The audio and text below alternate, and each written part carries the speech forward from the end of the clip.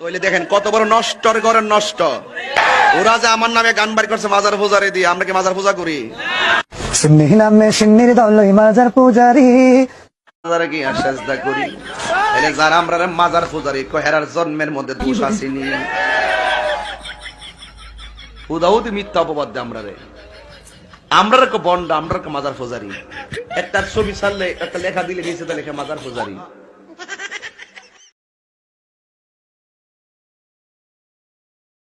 আল্লাহর কসম সে কাফের, তাকে যে কাফের বলবে না সেও কাফের।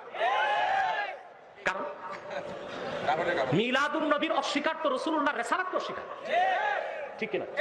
দলিল আদিল্লা যখন দিতে না পারে, সর্বশেষ তাদের অস্ত্র হয় মুখের ভাষা খারাপ করা।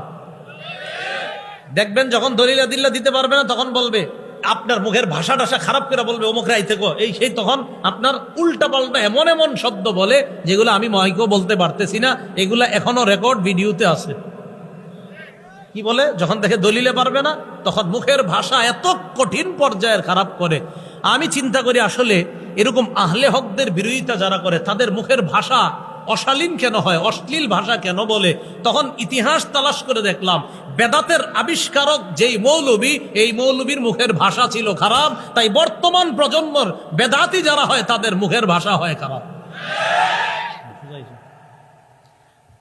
শাদীদুল কিবরি, লোকটা ভয়ঙ্কর পর্যায়ের অহংকারী ছিল। আমাদের নবী মুহাম্মদ সাল্লাল্লাহু আলাইহি সাল্লামের বাৎসরিক জন্মদিনের অনুষ্ঠান, এই অনুষ্ঠানের সূচনাটা কখন থেকে হলো এটা আমাদের একটু জানা দরকার।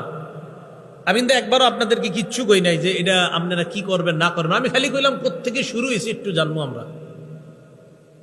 বলেন সবাই। 604 হিজরি, দেশের নাম ইরাক, শহরের নাম মুসুল, বাদশার নাম আবু সাঈদ, মৌলবীর নাম আবুল খাত্তাব। এবার মন দিয়ে খালি দেখেন কি কই আমি। 604 হিজরিতে ইরাক দেশে মুসুল শহরে বাদশাহ আবু সাঈদ মুজাফফর কাউকারি মৌলবী আবুল খাত্তাব ওমর ইবনে দিহিয়ার মাধ্যমে সর্বপ্রথম রসুলের জন্মদিন বাৎসরিক আনুষ্ঠানিকভাবে শুরু করছে। বাৎসরিকভাবে জন্মদিন পালন আনুষ্ঠানিকভাবে শুরু করছে 604 হিজরিতে। দেশের নাম ইরাক, শহরের নাম মুসুল শহর, বাদশার নাম আবু সাঈদ মুজাফফর, হুজুরের নাম আবুল খাত্তাব ওমর ইবনে দিহিয়া। এবার সুন্দর করে কই, ইরাক দেশে মুসুল শহরে বাদশাহ আবু সাঈদ, মৌলবী আবুল খাত্তাব ওমর ইবনে দিহিয়া নামক